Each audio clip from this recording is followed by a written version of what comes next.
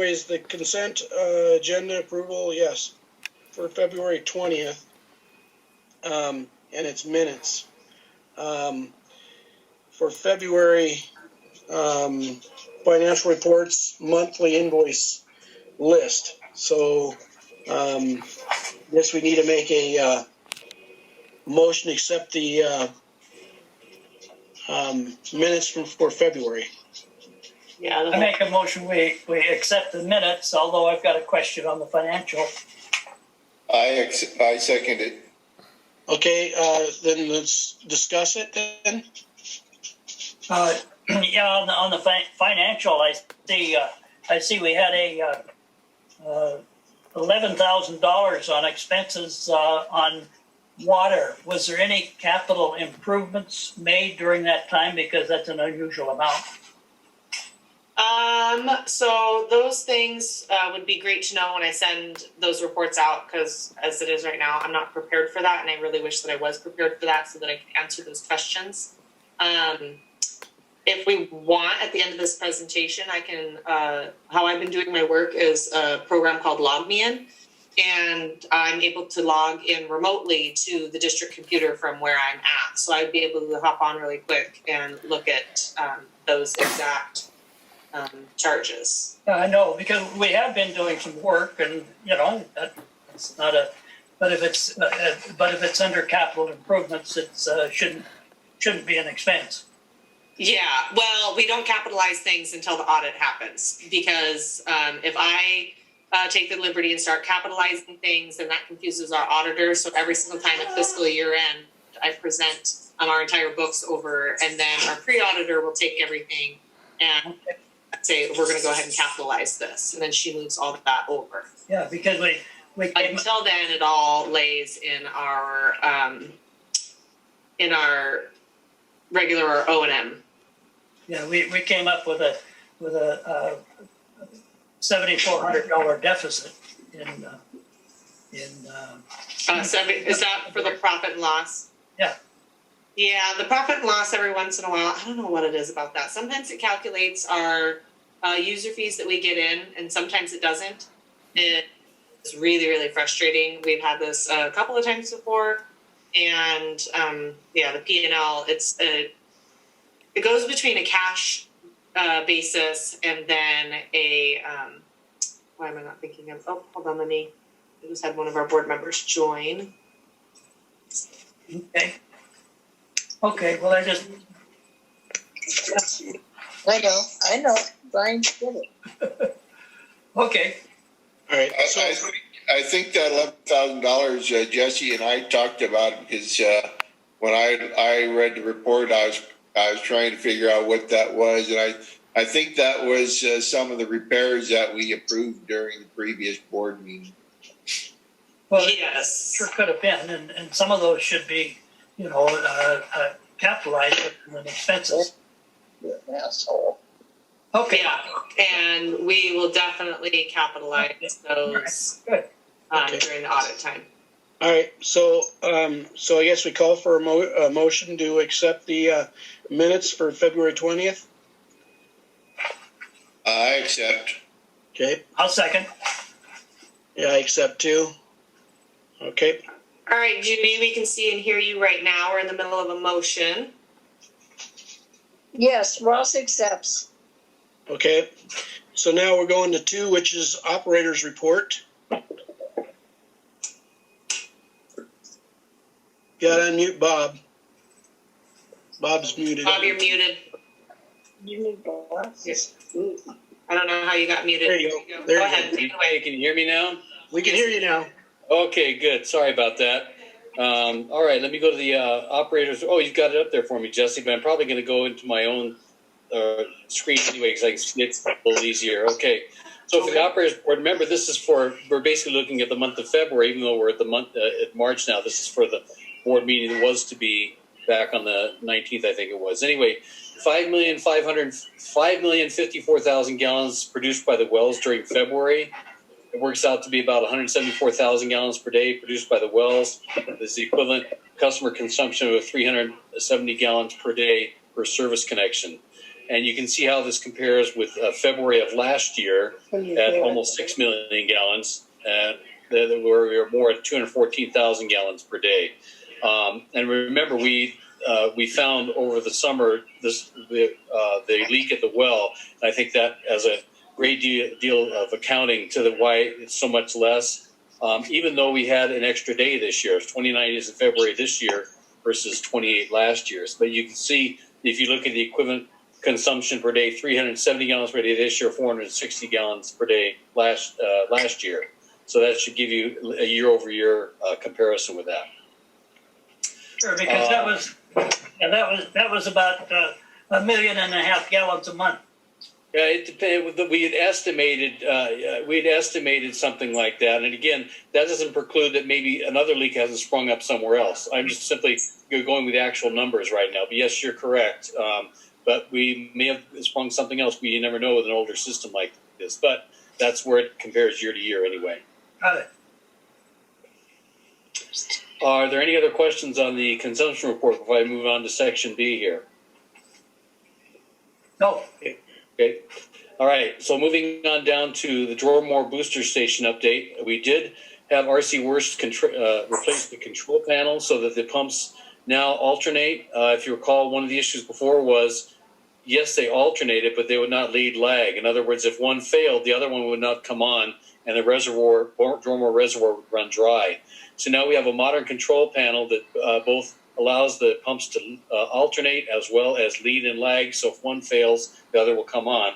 Plus, it also tells us we have runtime meters there. It's like your car odometer that tells us how much it's run each day and how many times it's started up, so you know if any pumps are overcycling. So it's looking real good right now. The other issue that we are dealing with, and Jesse, I think the board has the proposal I gave you today. Yes, it's later on the agenda.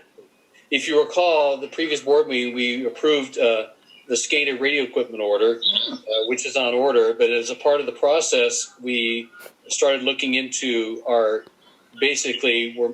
where our alarm goes out for our water system in the office, and we realized that our radio in there and our alarm dialer only has 4 channels, and they were all being used by the other pump stations, being Well 7, Well 8, Limekiln Booster Station, Hungary Booster Station, and Cape Horn Estates. They're all communicating there. So in order to actually have true alarm capabilities and in order to complete DEQ's requirement for a SCADA upgrade, we need to upgrade our automatic dialer in our office to and also our radio that's 4 channels to 6 channel. The next step up for the automatic dialer is not 6 channel, but 8 channel, and that would allow us to expand in the future. So what the board has in front of them is a proposal for upgrading those pieces of equipment in our office so we can get Drormore to come into our office and we can get alarm conditions and know what's going on there rather than operating blind. So the board has a chance to look over that proposal yet that we got from Bigfoot Technologies today? I haven't seen it. Yeah, I don't think I saw it either, but I did. It is part of the PowerPoint presentation that I sent out. So if you guys had viewed that, but it'll be later on in the agenda as well. Okay. So we can address that then later on the agenda if you'd like as well. Okay. Then moving on, Well 8 is back on for the season. In actuality, it turned out that it was a shorter time that was actually out because there wasn't much snow in the park. The reason why we had it down is because it's hard to get out there if there's a lot of snow. So as soon as I found in mid-February that it was easier to get in and out of the park, I simply put it back on. So we have even usage and production between wells 7 and 8. So that's actually been going for more than a month now. But again, this report was developed earlier in March. Right. And on the land application treatment site, those are the typical numbers there. You know, we've discussed before 50,000 gallons per day during the summer months and 17,000 gallons per day during the winter months. So with that in mind, I wanted to move on to D. We do have an update on this as well. The triplex main isolation valve, waiting for load limits to be lifted for trucks for hauling wastewater. So the issue there is the load limits were lifted last week. I have we had a quote previously that was approved from B&B Sanding Services and Rooter Guys for getting a tanker out there to haul up to Bonners Ferry to dump our effluent. As a reminder, we have a mile of 8-inch line going up the mountain, and we have to drain back into our wet well and sewer triplex about 14,000 gallons of effluent, and that would be in addition to anything that's coming in. So what we've done, and I'm waiting for a quote on, is I found out about another company up in Sandpoint that may charge less because they have their own facility that's closer to Bonners Ferry to dump at, and they may be working with B&B Sanding Services because it will take probably more than one company to do this, and allowing them to dump at their facility rather than driving all the way to Bonners Ferry. And remember, the load limits were on, they were not on 95, but they were on the side roads off of 95 up to Bonners Ferry. So I hope to have a quote back from them before the meeting. It's called KG&T Services up there, but they have not given it to me yet. I should have it in the morning. But regardless, the board had approved it. I'm simply hoping that we can get it for a lower price, possibly. So that's what we're looking at here, and that they would work in tandem together. So, Okay. Anyway, are there any questions about that? Oh, the triplex. I was wondering, is there a valve up on top of that, up before it dumps into the lagoon, Bob?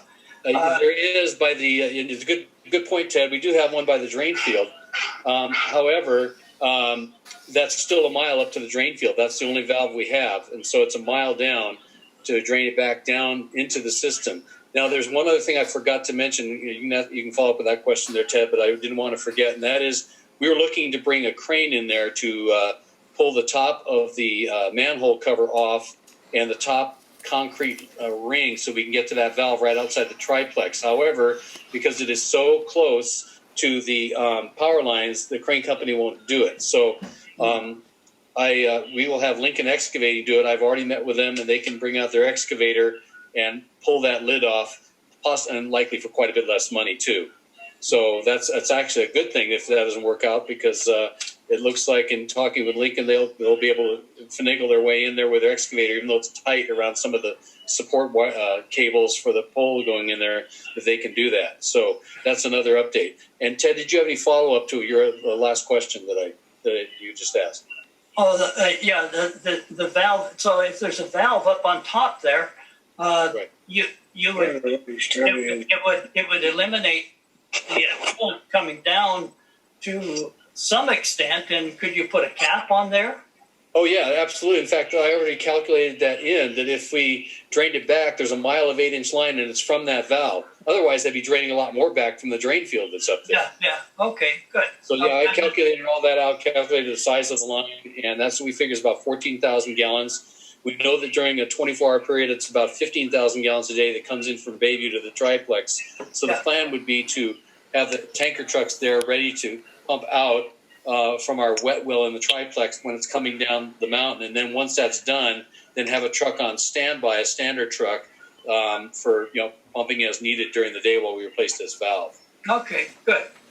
Yeah, well, I could just imagine a huge gush coming down there Right.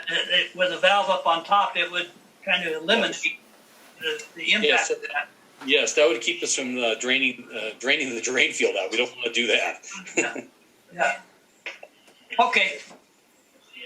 The other thing I wanted to update you on is numbers. On septic tanks pumped, there's actually been a couple since this report was written there, and a couple of others that have been checked. We have one coming up on Friday of this week as well, in terms of pumping.